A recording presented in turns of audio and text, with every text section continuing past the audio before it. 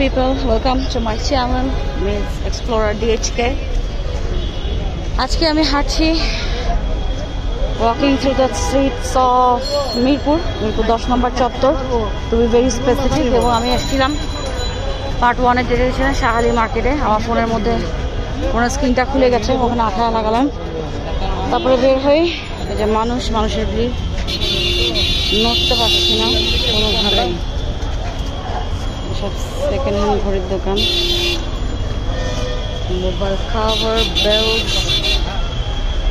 কি পাওয়া যাচ্ছে না এই ফুটপাতে।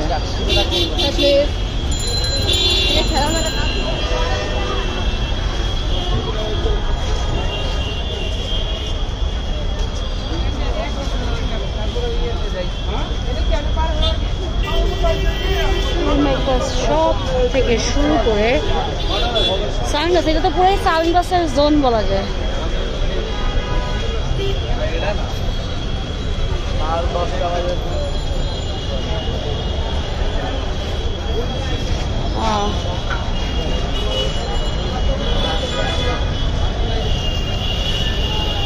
তো আজকে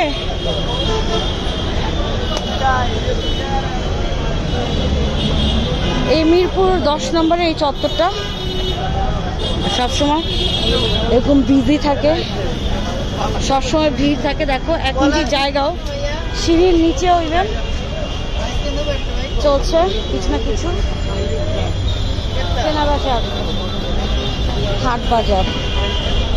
সে স্পেসিফিকলি এই চত্বরটাই, এই ব্রিজের নিচে এই চত্বরটাই স্পেসিফিকলি এত রাশ। তারপরে আস্তে আস্তে এই রাশটা কমবে। দেখি, আজকে আমার অনেকক্ষণ হাঁটার ইচ্ছা, দুটো ক্লাস আছে, এতক্ষণ হাঁটতে পারবো না। সো দেখি কতখানি হাঁটা যায়। সো তারপরে এই যে তার থেকে মানে বুদ্ধির কোনো সীমা নাই আমাদের। এখানে দড়ি, এই দড়িটা ওখানে সবার দড়ি। দেখো টানা, একটা টানার দোকান।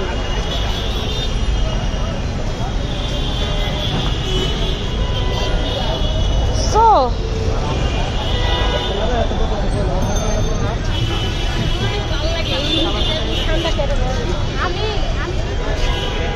you can buy anything from here.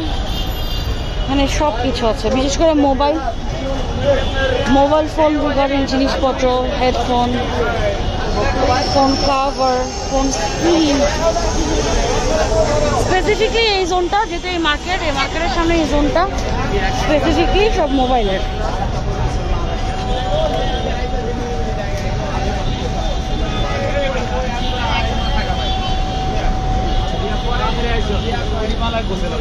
দেখি রীতিমতো ধাক্কা ধাক্কি করে হাঁটতে হচ্ছে। সো তারপর আবার ঈদ সামনে, এবং হাঁটার রাস্তাটাও খুব যে একটা জাতের পাওয়া। এটা মানে মার্কেটের সিঁড়ির সামনে ওরা পুরো জায়গাটাকেই ন্যারো করে, এটা মার্কেটেরই লোকজনের হয়তো ছোট্ট করে আরেকটা ব্যবসা এখানে আলাদা করে এটাই স্টার্ট করেছে। আজকে ওয়েদারটা সুন্দর দেখে একটা বিশেষ উদ্দেশ্য আছে। আমার বিশেষ উদ্দেশ্যটা হচ্ছে কোকোনাট একটা আইসক্রিম আছে, ইঁদুর নাকি বেলিসিমো, ওই আইসক্রিমটা খেতে চাই। তো আইসক্রিমটা আবার সব দোকানে পাওয়া যায় না।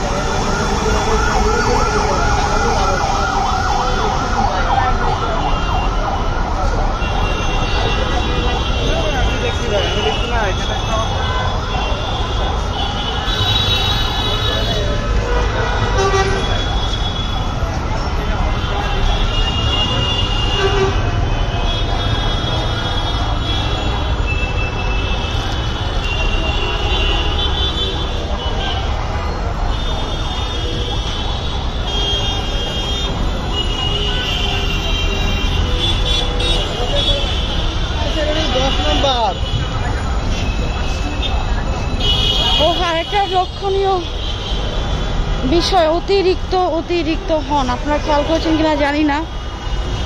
এবং আমি যদি রাস্তাটা একটু দেখাতে পারতাম আপনারা দেখতেন যে কতটা আসলে মনে হচ্ছে বানরের হাতে বানর যানবাহন চালাচ্ছে, নতুন ড্রাইভিং শিখছে, ওই জন্য মায়াল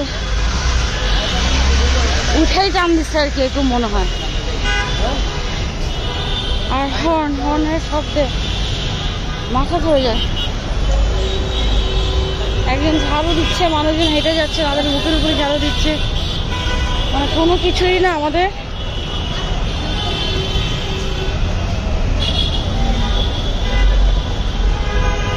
কোনো মা বাপ নাই আর কি।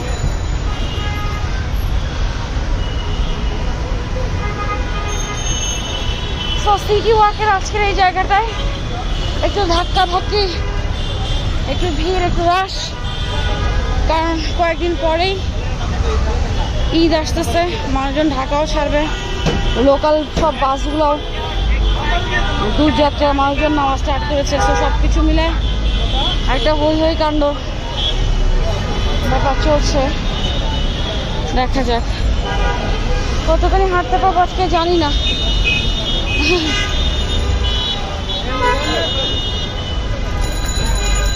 ও রাতবানি হোটেল এখানে আছে।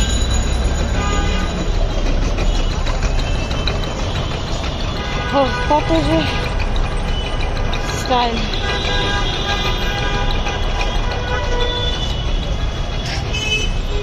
কেনা বেচা পণ্যের কোনো শেষ নাই, তাই না? ওদের আমি ইউটিউবে একটা মানুষটার নাম ভুলে গেছি, মানুষটার নামটা মনে রাখা উচিত ছিল।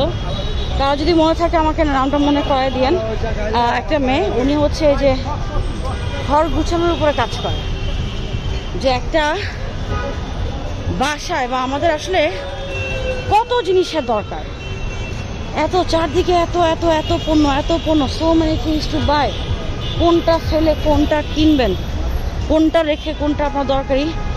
সো ও করে হচ্ছে ও সেগুলাকে সব ফেলে টেলে আপনার সব কিছুকে একটা সিম্পল জায়গায় এনে দিবে। যেমন আপনার বাসায় 100 বই আছে, ও 100 বই আপনাকে রাখতে দিবে না। ও মারিয়া কন্দো, খুব সম্মত নামটা। সো উনি ও আপনাকে চোখ বন্ধ করে, আমি যেটা দেখেছিলাম আর কি বলবো, আপনি চোখ বন্ধ করে জাস্ট 9টা বই পিক করেন। তো সব বই ওরা ওটা দান করে দিয়েছে, কাউকে লাইব্রেরিতে দিয়েছে বা অন্য কোনো ফ্রেন্ডকে দিয়ে দিয়েছে। তোর বাসায় ছিল শুধু 9টা বই। তো যত মিনিমালিস্টিক জিনিসপত্র দিয়ে ঘরটাকে রাখা যায়, কারণ আমাদের ঘরের দিকেও যদি আমরা তাকাই তাহলে আমরা দেখবো যে খালি জিনিসপত্র, খালি পণ্য পণ্য, নানা ধরনের পণ্য, এবং ঘর ভর্তি, ঘর ঠাসা। আমাদের নিজের বাসায় তো এমন অনেক অনেক জিনিস আছে যা কখনো কোনোদিন হয়তো ব্যবহারই করা হয় নাই বা করাও হবে না, কিন্তু ওগুলো কিনে রাখা হয়েছে। সো হ্যাঁ, মারিয়া কন্ডোকে আমরা ফলো করতে পারি। এখন কিন্তু এরকম হচ্ছে চীন, জাপান, আমেরিকা, ইউরোপে অনেক মানুষজন এই জিনিসটাকে ট্রাই করছে, এবং তারা যত লেস, কারণ এই পণ্যগুলোই কিন্তু গার্বেজ। আমরা কিন্তু গার্বেজ প্রডিউসিংয়ের দিক থেকে মানুষের উপর সর্বশ্রেষ্ঠ কেউ নাই এই পৃথিবীতে। এই যে নোংরা আবর্জনা, এগুলো সবই আমাদের দ্বারা তৈরি, আমাদের দ্বারা সৃষ্ট আর কি। সো এই যে এত সব পণ্য, এত সব পণ্যের এত সব গার্বেজ, এই গার্বেজগুলো দিয়ে কী করবে? সো এখন যে রিসাইকেল প্রোডাক্ট, কফির কাপ থেকে শুরু করে সেগুলো একটা রিসাইকেল কাপ করার চেষ্টা করা হচ্ছে। এবং অনেক মহাজন আছেন যে তারা বাজারে যাচ্ছে যে কন্টেনার, মানে ওনাদের একটাই চটের ব্যাগ, পাটের ব্যাগ, তারপর ওইটার মধ্যেই তাদের পার্সোনাল কন্টেনারে তারা নিয়ে আসে, ওই কন্টেনারেই তারা ঢেকে নেয়। বা পেপারের, এমন একটা ছোটো ছোটো পেপারের, আমি একটা মহিলাকে দেখেছিলাম যে উনি ওনার নিজেরই ছোটো ছোটো কন্টেনার নিয়ে যায়, উনি ওটার মধ্যে ঢেলে নিয়ে আসে। উনি বাজারের মানে এক্সট্রা কোনো প্যাকেট নেয় না আর কি। সো দেখেন এই এতটুকু রাস্তা হাঁটতেই কত ধরনের স্টাইল এবং কতভাবে ইউ ক্যান ডু বিজনেস। এই যে জাস্ট একটা টেবিলের উপর হোয়াট ইজ দিস, জাস্ট একটা স্টিলের একটা বাক্স, boss you are ready for business, right?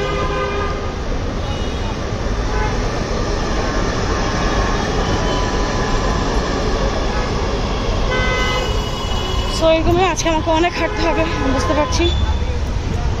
So এই যে গার্বেজ, এই গার্বেজ আর হবে মানুষটাকে সাহায্য করা উচিত।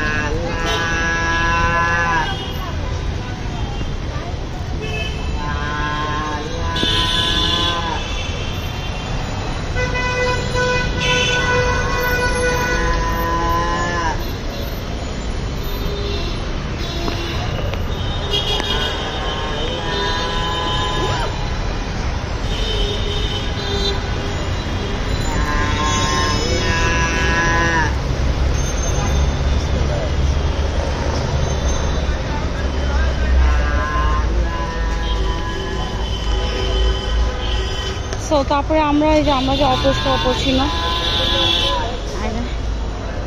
একটা যে বিনের কি ব্যবস্থা আমরা করতে পারি না, বা আমরা নিজেরাই কি ইনিশিয়েটিভ নিতে পারি না এই জিনিসগুলো আমি জানি না। সো এই যে গার্বেজ, সো আমাদের দেশে হয়তো আমি জানি না, কেউ হয়তো স্টার্ট করেছেন এই যে আমাদের রিসাইকেল প্রোডাক্ট এবং সব কিছু আমরা যে এত গার্বেজ উৎপন্ন করি, এই গার্বেজ উৎপন্ন থেকে বাঁচার জন্য একদম বেসিক আপনার ঘর থেকে, আপনার পোশাক আশাক থেকে শুরু করছে। একজন চাইনিজ আর জাপানিজের ভিডিও দেখেছিলাম, ওর খালি একটা জামা, ওর একটা জাস্ট খালি খুব সুন্দর একটা কটন টাইপের একটা ফ্যাব্রিকের মতো একটা ঢোলা ট্রাউজার, তারপর যে জাপানি ট্রেডিশনাল ওর ফতুয়া শার্টের মতো ওর যে ওই পোশাকটা, ওটা জাস্ট দুইটা কালার, একটা মনে হয় একটু অফ হোয়াইট টাইপের ছিল আর একটা কালারফুল। সো ও দুইটা দিয়েই থাকে, ও দুইটাই পরে, ওর যখন এটা ছিঁড়বে তখন সে একটা এক্সট্রা কিনবে, এর আগে সে কিনবে না। সো এরকম পৃথিবীর সবাই একটু একটু করে, অনেক মানুষজনই, অনেকেই, সবাই বলবো না, অনেকেই চেষ্টা করছেন যে আস্তে আস্তে এই যে এসব পণ্যের আবর্জনা থেকে নিজেকে এবং অন্যকেও মুক্তি দেওয়ার চেষ্টা করছে। এগুলো একটা গরু আনা হয়েছে।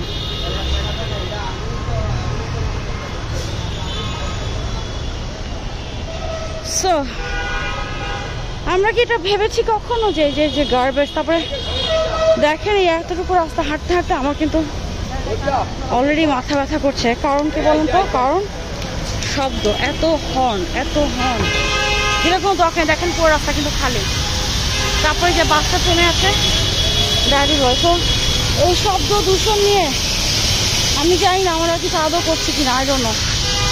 আমার মনে হয় করা উচিত, কারণ আমিও খেয়াল করেছি, এটা আপনাদের সাথে হয়েছে কিনা আমি জানি না, এটা আপনারা বাসায় কথা বলে দেখতে পান আপনার ফ্যামিলি মেম্বারদের সাথে, যে ইদানিং কি আপনি একটু বেশি জোরে কথা বলছেন, মানে আপনি যখন কথা বলছেন তখন ওনারা মনে করছে যে ইউ আর শাউটিং, কিন্তু আসলে ব্যাপারটা হচ্ছে কি আপনি সারাদিনের শব্দ, এই ভয়ঙ্কর শব্দের মধ্যে থেকে, ধরেন আমি এই কথা লাস্ট 20 মিনিট ধরে হাঁটছি, এই 20 মিনিট পর শব্দের মধ্যে থেকে আমি যখন বাসায় যাব, I will be little bit loud, কারণ আমার কানে অলরেডি শব্দ, মানে ঝ্যানঝ্যান করে শব্দ হচ্ছে।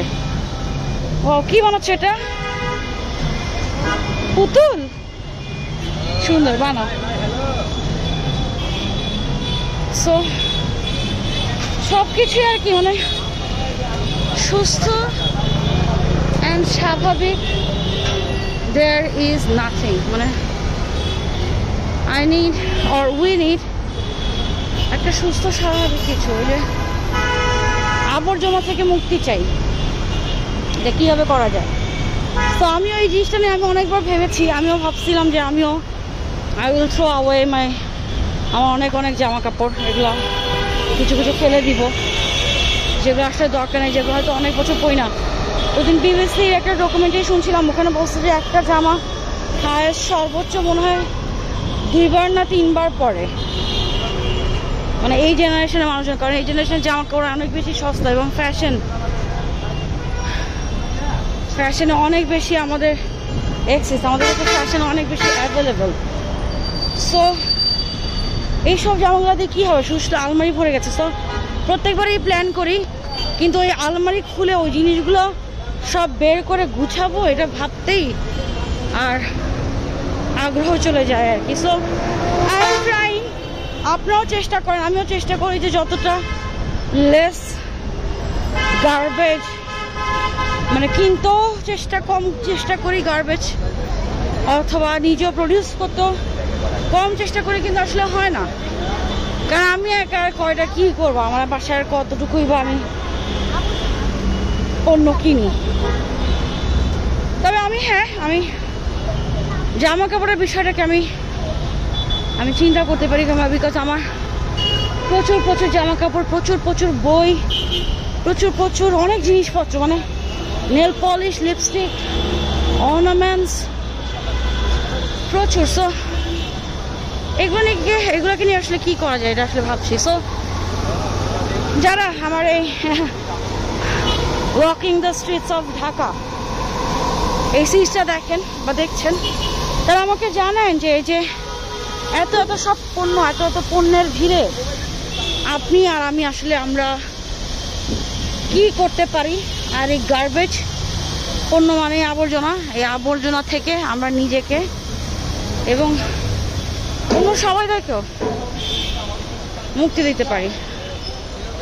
তাল দেখে তাল কিনতে খেতে ইচ্ছে করছে আমার। সাপোজ থেকে আমার কেনার কথা হচ্ছে এই এত ছোট তাল, আজকে এত ছোট তাল, ওই যেগুলো দাও, 5টা দাও আমাকে। কত করে? হ্যাঁ, এগুলো 20 টাকা করে রাখো, ওই উপর থেকে দিও। তোমার ছেলে কই আজকে? এর আগে নিছিলাম একদিন। ওই এইটা, এই ঝুড়িটা না, এই ঝুড়ির একদম উপর থেকে 5টা দাও আমাকে। হ্যাঁ শক্ত হবে, হালকা নরম কোনগুলা? এগুলো বেশি ছোট রে।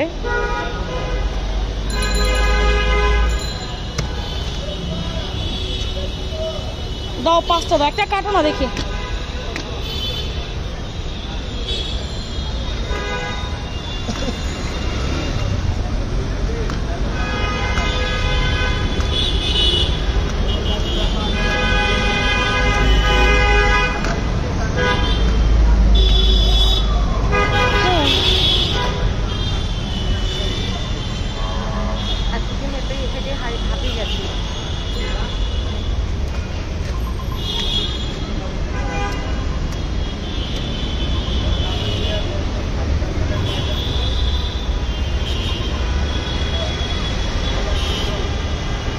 এটা নরম হবে না?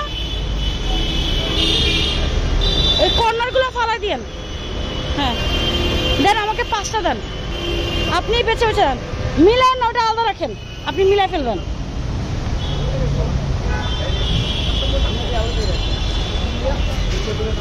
কাটবেন নরম ঠিকই, পরে দেওয়ার সময় মিলা ফেলবেন।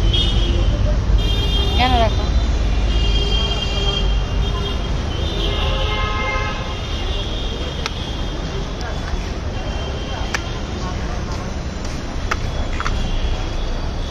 বৃষ্টি হবে আজকে।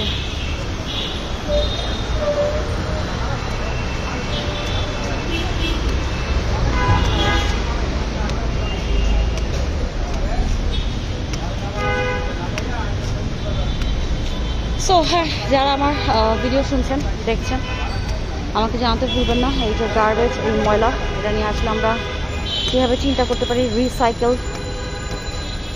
জিনিসপত্র অনেকে কাজ করছেন, জামা কাপড়, এই ফ্যাশন ইন্ডাস্ট্রি এবং আমাদের ফ্যাশন, এটার মূল্যে আমরা যে পরিমাণ ওয়েস্ট প্রকৃতিতে ফেলছি, এটা মানে লাইক কোনো ইয়া নয়।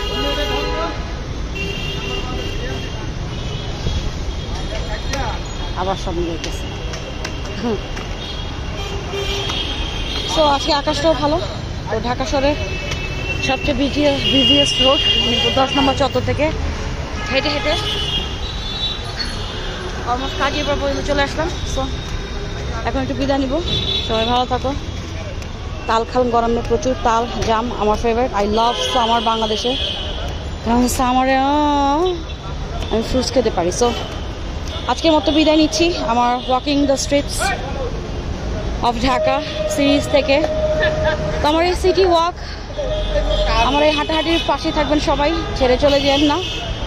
আর don't forget to follow my Facebook page. আর এটার ইউটিউব চ্যানেলটা তো ফলো করতে ভুলবেনই না। তো আবার দেখা হবে। ভালো থাকেন, টাটা।